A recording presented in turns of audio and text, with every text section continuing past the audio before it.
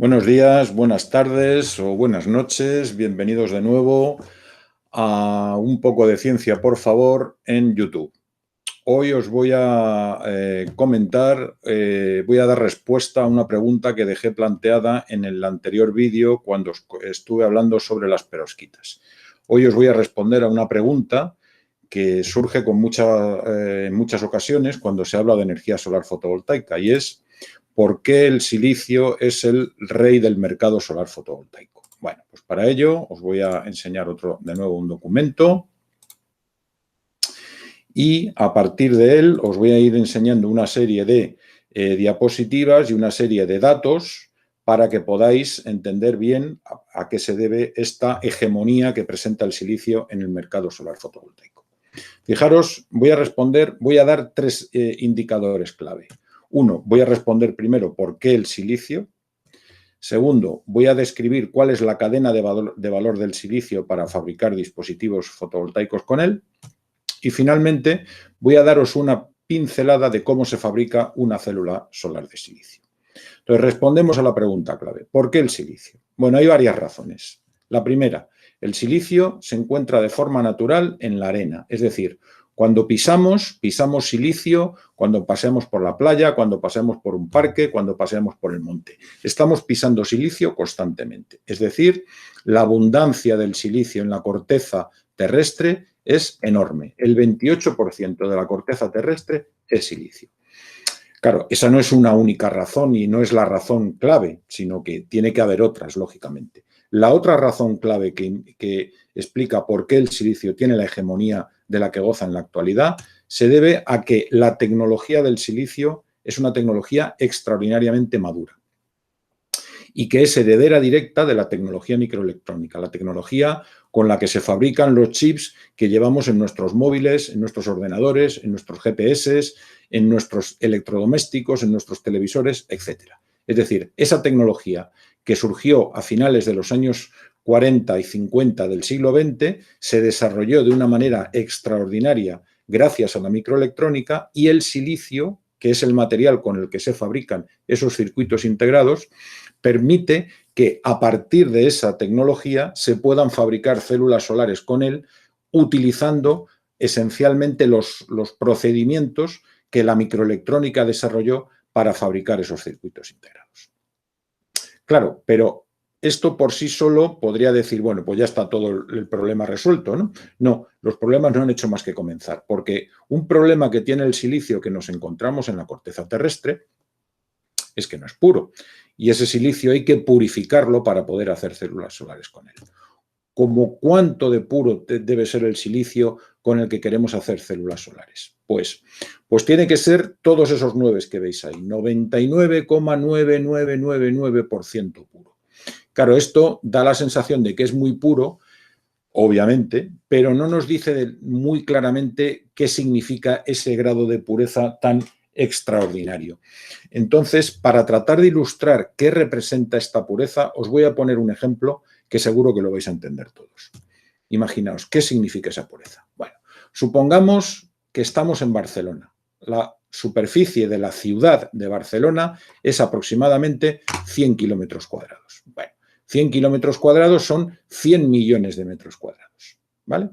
Bien, imaginemos que en esa superficie de 100 millones de metros cuadrados realizamos una plantación de árboles a razón de un abeto cada 100 metros cuadrados. 100 metros cuadrados es la superficie que ocupa un piso medio grande. Bien. Si plantamos un abeto cada 100 metros cuadrados en esta superficie, querrá decir que estamos plantando 1 millón de abetos. En esos 100 millones de metros cuadrados tendremos 1 millón de abetos. Imaginemos por un momento que en esa plantación se nos ha escapado una semilla de roble. De manera que en esa plantación hemos plantado 1 millón de abetos y un roble.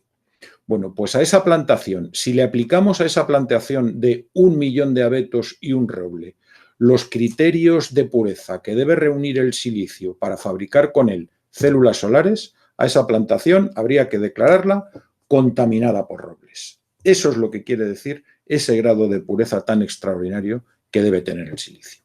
Eso implica entonces que en el camino que va desde la arena hasta el sistema fotovoltaico, hay que dar toda una serie de pasos, uno de los cuales es muy crítico y es purificar ese silicio, obtenerlo con ese grado de pureza y a partir de ahí obtener lo que se llama el lingote de silicio, que se cortará en obleas, sobre el que se harán las células solares, que se instalarán en un módulo fotovoltaico, cuyos módulos se instalarán en un sistema fotovoltaico. Esta es toda la cadena de valor del silicio y en cada uno de esos pasos se va incorporando costes a la obtención final del sistema fotovoltaico.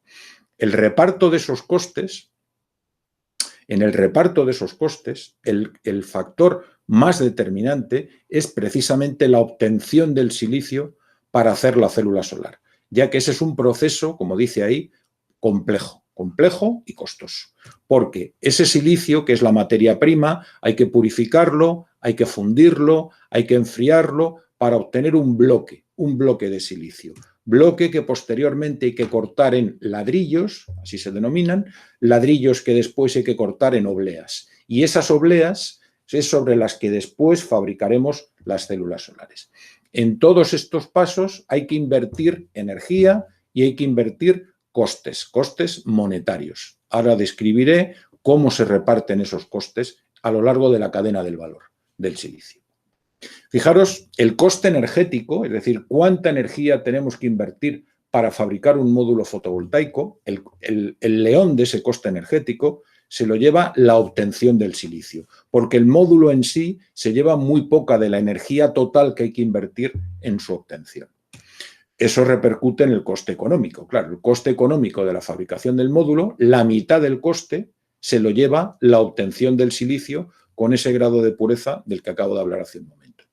Y finalmente, el coste del sistema completo hace que el módulo se lleve un poco más de la mitad del coste. Luego viene lo demás, la instalación, el inversor para que la electricidad que genera se pueda utilizar en la red eléctrica, el mano de obra, etcétera, etcétera. De manera que cuando nos dicen que el precio del vatio solar al día de hoy está en 20 céntimos de euro por vatio, eso quiere decir que ese vatio instalado ya en un sistema, está en torno a 0,4 euros por vatio, aproximadamente.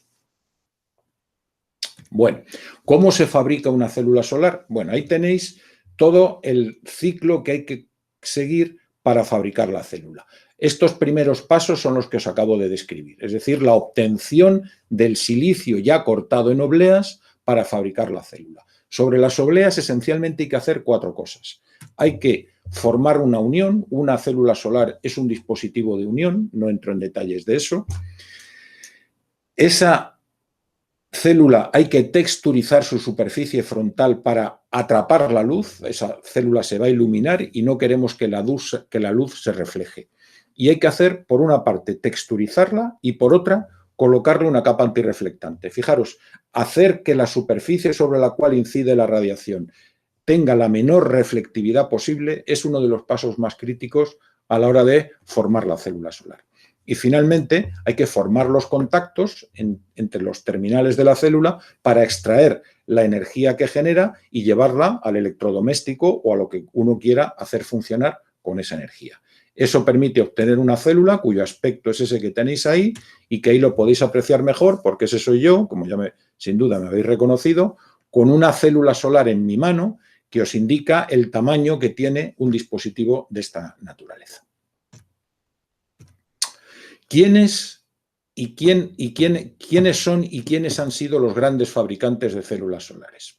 Bueno, si lo vemos al día de hoy, es decir, a mediados del año 2020, a mediados de este año, pues esto es casi un monocultivo de empresas de China, ¿no? Fijaros, los 4 primeros grandes fabricantes son chinos y entre los 10 primeros hay otros más que también están en China. Hay algún fabricante canadiense, un fabricante coreano y uno estadounidense. Esto no siempre ha sido así.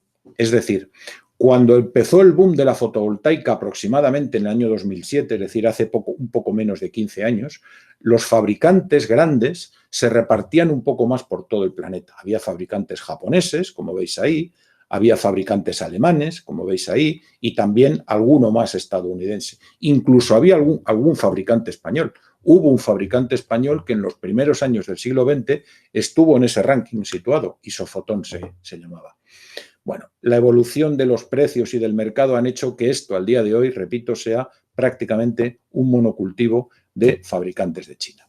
Bueno, pues esto es todo lo que os quería contar.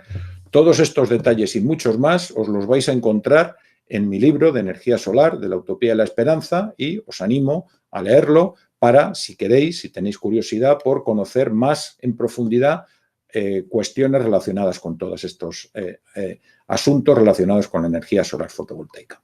En próximos vídeos os seguiré contando cuestiones relevantes e interesantes, importantes y llamativas de esta fuente energética que sin lugar a dudas está llamada a convertirse en uno de los protagonistas de la transición energética ante la que estamos en estos momentos. Bueno, pues nada más. Muchas gracias por vuestra atención y seguimos viéndonos por Un poco de ciencia, por favor, en Facebook, en YouTube, en mi blog, etcétera.